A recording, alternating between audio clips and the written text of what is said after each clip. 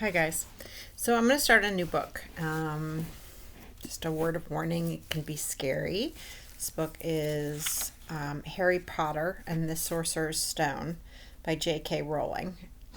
It's an amazing book that should definitely be read or listened to. What I'm going to do is I'm going to turn the screen around so that the book is in front of me because it's more like we're cozy reading together next to one another. So you won't see me, but you can hear me. So this is Harry Potter, and it's a well-loved book. We love this book in the house. Table of contents. The Boy Who Lived.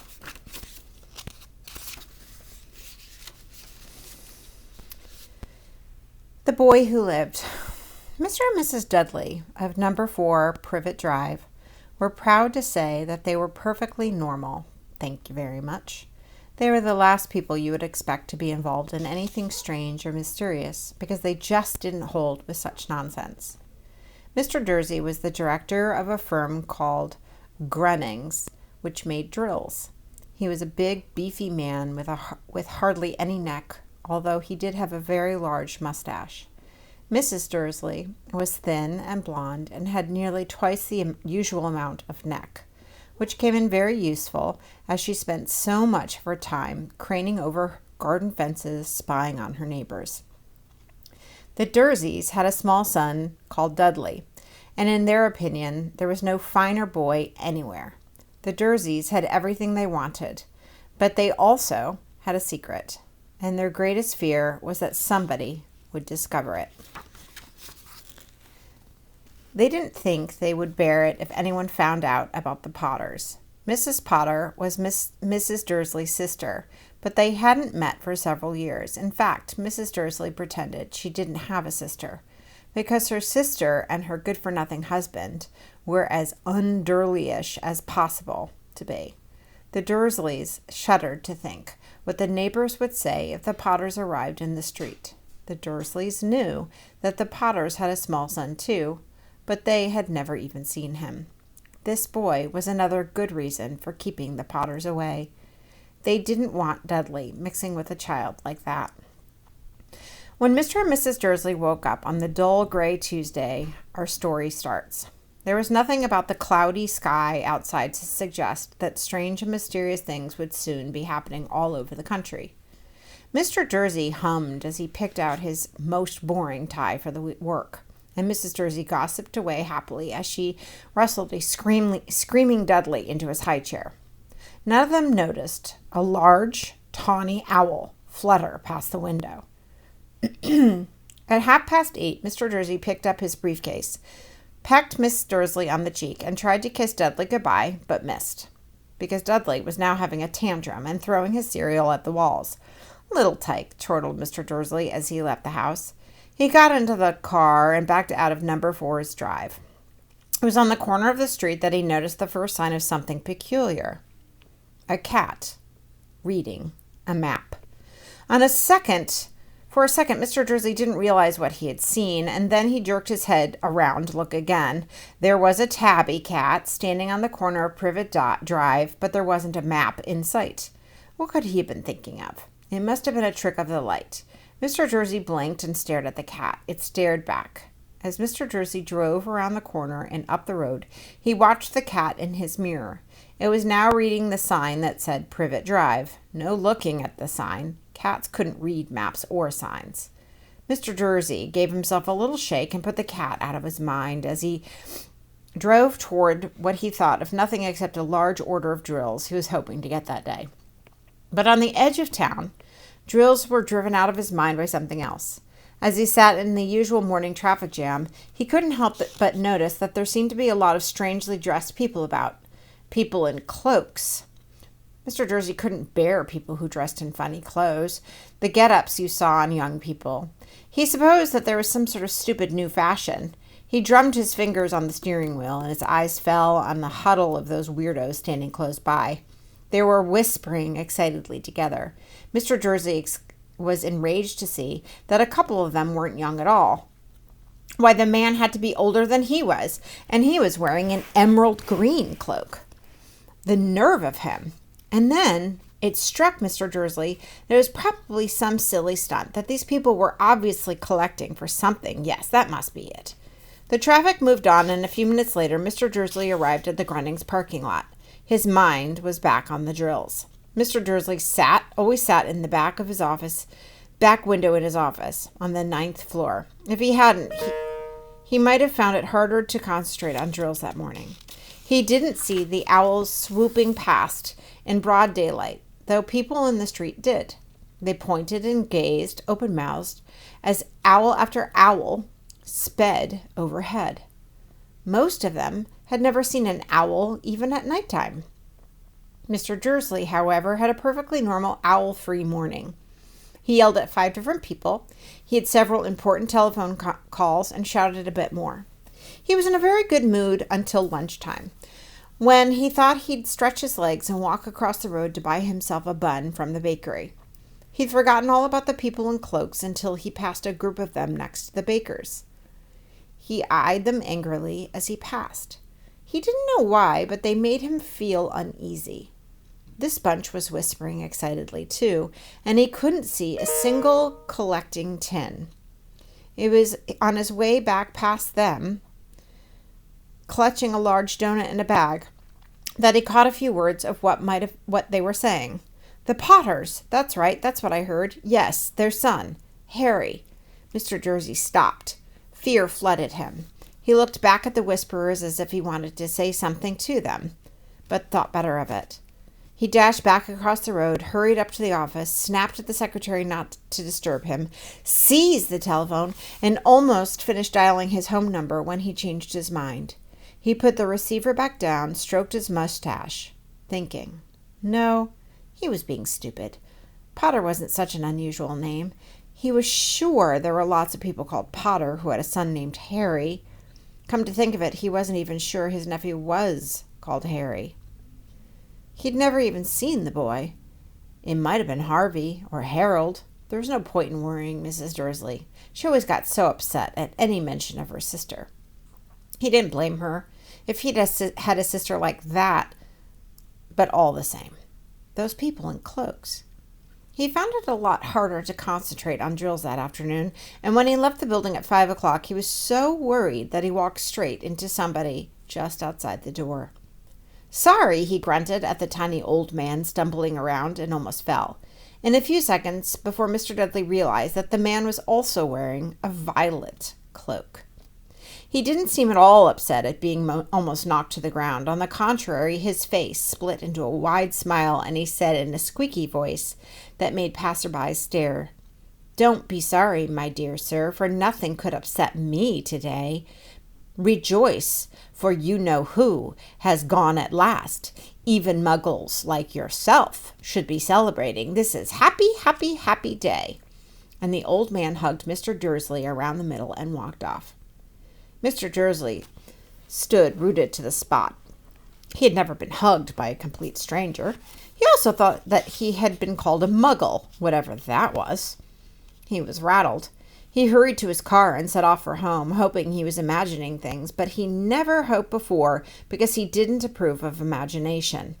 As he pulled into the driveway of number 4, the first thing he saw, and didn't improve his mood, was the tabby cat he'd spotted this morning. It was now sitting on his garden wall. He was sure it was the same one because the markings around its eyes. "Shoo!" said Mr. Dursley loudly. The cat didn't move. It just gave him a stern look. Was this normal cat behavior, Mr. Dursley wondered, trying to pull himself together? He let himself into the house. He was still determined not to mention anything to his wife. Mrs. Dursley had a nice normal day. She told him over dinner about the Mrs. Next Door's problems with her daughter and how Dudley had learned a new word, won't. Mr. Dursley tried to act normally. When Dudley had been put to bed, he went into the living room in time to catch the last report on the evening news. And finally, bird watchers everywhere have reported that the nation's owls have been behaving very unusually today. Although owls normally hunt at night and are hardly ever seen in daylight, there have been hundreds of sightings of these birds flying in every direction since sunrise. Experts are unable to explain why the owls have suddenly changed their sleeping pattern. The newscasters allowed himself a grin. Most mysterious. And now over to Jim McGruffin with the weather. Going to be any more showers of owls tonight, Jim? Well, Ted, said the weatherman, I don't know about that, but it's not only the owls that have been acting oddly today. Viewers as far as Kent, Yorkshire, and Dundee have been phoning in to tell me that instead of rain I promised yesterday, they've had a downpour of shooting stars. Perhaps people have been celebrating bonfire night early. It's not until next week, folks, but I can promise a wet night tonight.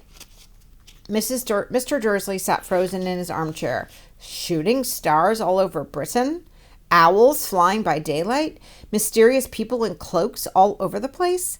And a whisper about the Potters. Mrs. Dursley came into the living room carrying 2 cups of tea. It was no good. He'd have to say something to her. He cleared his throat nervously. Petunia, dear, you haven't heard anything from your sister lately, have you? As he expected, Mrs. Dursley looked shocked and angry. After all, they normally pretended she didn't have a sister. No, she said sharply. Why? Funny stuff on the news. Owls, shooting stars. And there were a lot of funny-looking people in town today. So? Snapped Mrs. Dursley. Well, I just thought maybe it was something to do with, you know, her crowd. Mrs. Dursley sipped her tea through pursed lips. Mr. Dursley wondered whether he dared tell her he'd heard the name Potter. He decided he didn't dare. Instead, he said as casually as he could, their son, he'd be about Dudley's age now, wouldn't he? I suppose so, Miss Dursley said, stiffened. What's his name again? Howard, isn't it? Harry. Nasty common name, if you ask me. Oh, yes, said Mr. Dursley, his heart sinking horribly. Yes, I quite agree. He didn't say another word on the subject as they went upstairs to bed. While Mrs. Dursley was in the bathroom, Mr. Dursley crept into the bedroom window and peered down at the front garden. The cat was still there. It was staring down Privet Drive as though it were waiting for something. Was he imagining things? Could all this have to do with the Potters? If it did, if it got out that they were related to a pair of, well, he couldn't bear to think of it. The Dursleys got into bed. Mrs. Dursley fell asleep quickly, but Mr. Dursley lay awake, turning it all over in his mind. His last comforting thought before he fell asleep was that even if the Potters were involved, there was no reason for them to come near him and Mrs. Dursley. The Potters knew very well that he and Petunia thought about them and their kind. He couldn't see how he and Petunia would get mixed up in anything that might be going on. He yawned and turned over. It couldn't affect them. He was very wrong. Mr. Dursley might have been drifting into an uneasy sleep, but the cat on the wall outside was showing no signs of sleepiness. It was sitting in the same, still as a statue, its eyes fixed, unblinkingly, on the far corner of Privet Drive. It didn't so much as quiver when a car door slammed on the next street, nor when 2 owls swooped overhead. In fact, it was nearly midnight when the cat moved at all. A man appeared on the corner the cat had been watching, appeared so suddenly and silently that you'd thought he'd just popped out of the ground. The cat's tail twitched and his eyes narrowed. Nothing like this man had ever been seen before on Privet Drive. He was tall, thin, and very old, judging by the silver of his hair and his beard, which were both long enough to tuck into his belt. He was wearing long robes, a purple cloak that swept to the ground, and high-heeled buckled boots. His blue eyes were light, bright, and sparkling behind half-moon spectacles, and his nose was very long and crooked, as though it had been broken at least twice. This man's name was Albus Dumbledore. Albus Dumbledore didn't seem to realize that he had just arrived in a street where everyone from his name to his boots was unwelcome. He was busy rummaging in his cloak, looking for something, but he did not seem to realize that he was being watched, because he looked up suddenly at the cat, which was still staring at him from the other end of the street. For some reason, the sight of the cat seemed to amuse him. He chuckled and muttered, "I should have known." He found what he was looking for inside his pocket. It seemed to be a silver cigarette lighter. He flicked it open, held it up in the air, and clicked it. The nearest street light went out with a little pop. He clicked it again. The next lamp flickered in the darkness.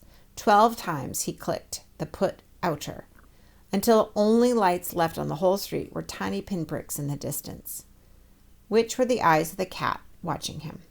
If anyone looked out their window now, even beady-eyed Mrs. Dursley, they couldn't be able to see anything that was happening on the pavement below. Dumbledore slipped the putter-outer back into his cloak and set off down the street toward number 4, where he sat down on the wall next to the cat. He didn't look at it, but after a moment he spoke to it. "Fancy seeing you here, Professor McGonagall." He smiled. He turned to smile at the tabby, but it had gone. Instead, he was smiling at a rather severe-looking woman who was wearing square glasses exactly the shape of the markings of the cat had around its eyes. She, too, was wearing a cloak, an emerald one. Her black hair was drawn into a tight bun. She looked distinctly ruffled. How did you know it was me?" she asked. "My dear Professor, I've never seen a cat sit so stiffly." "You'd be stiff too if you'd been sitting on a brick wall all day," said Professor McGonagall. "All day? You've been here all day celebrating? I must have passed a dozen feasts and parties on my way here." Professor McGonagall sniffed angrily. "Oh, yes, everybody's celebrating all right," she said impatiently. "You'd think there was a bit more useful, but no, even the Muggles have noticed something's going on. It was on the news." She jerked her head back to the dark Dursley's living room. "I heard it. Flock of owls, shooting stars. Well, they're not completely stupid. They were bound to notice something. Shooting stars down in Kent. I'll bet that was Daedalus Diggle. He never had much sense." "You can't blame him," said Dumbledore gently. "We've had precious little time to celebrate for 11 years. "I know that," said Professor McGonagall irritably. "But that's no reason to lose our heads. People are being downright careless. Out on the streets in broad daylight, not even dressed in Muggle clothes, swapping rumors." She threw a sharp sideways glance at Dumbledore, here as though he was going to tell her something, but he didn't, so she went on. "A fine thing it would be if on the very day you-know-who seems to have disappeared at last, the Muggles found out about us. I suppose he really has gone, Dumbledore?" "It certainly seems so. He must have been... We have much to be thankful for. Would you care for a lemon drop?" "A what?" "A lemon drop. They're a kind of Muggle sweet I'm rather fond of." "No, thank you," said Professor McGonagall coldly, as though she didn't think this was a moment for lemon drops. "As I say, even if you-know-who has gone, my dear Professor, surely a sensible person like you can call him by his name. All this you-know-who nonsense. For 11 years I have been trying to persuade people to call him by his proper name. Voldemort." Professor McGonagall flinched, but Dumbledore, who was unsticking 2 lemon drops, seemed not to notice. "It all gets so confusing if we say you-know-who. I've never seen any reason to be frightened of saying Voldemort's name." "I know you haven't," said Professor McGonagall, sounding half exasperated, half admiring. "But you're different. Everyone knows you're the only you-know-who. You're the only one you-know-who. Oh, all right, Voldemort was frightened of." "You flatter me," said Dumbledore calmly. "Voldemort had powers I will never have. Only because you're too, well, noble to use them." "It's lucky it's dark. I haven't blushed so much since Madame Pomfrey told me she liked my new earmuffs." Professor McGonagall shot a sharp look at Dumbledore and said, "The owls are nothing next to the rumors that are flying around. You know what everyone is saying about why he's disappeared, what finally stopped him?" It seemed that Professor McGonagall had reached the point she was most anxious to discuss, the real reason she was waiting on a cold, hard wall all day. For neither as a cat or as a woman had she fixed Dumbledore with such a piercing stare as she had now. It was plain that whatever everyone was saying, she was not going to believe it until Dumbledore told her it was true. Dumbledore, however, was choosing another lemon drop and did not answer. What you're saying, she pressed on, is that last night Voldemort turned up to Godric's Hollow. He went to the Potters. The rumor is that Lily and James Potter are that they're dead. Dumbledore bowed his head. Professor McGonagall gasped. Lily and James? I can't believe it. I don't want to believe it. Oh, Albus. Dumbledore reached out and patted her on the shoulder. I know, he said heavily. Professor McGonagall's voice trembled as she went on. That's not all. They're saying he tried to kill the Potter's son, Harry, but he couldn't. He couldn't kill that little boy. No one knows why or how, but they're saying that when he couldn't kill Harry Potter, Voldemort's power somehow broke, and that's why he is gone. I'm going to see if I have... Oh my goodness, I read for a long time. I'm going to stop.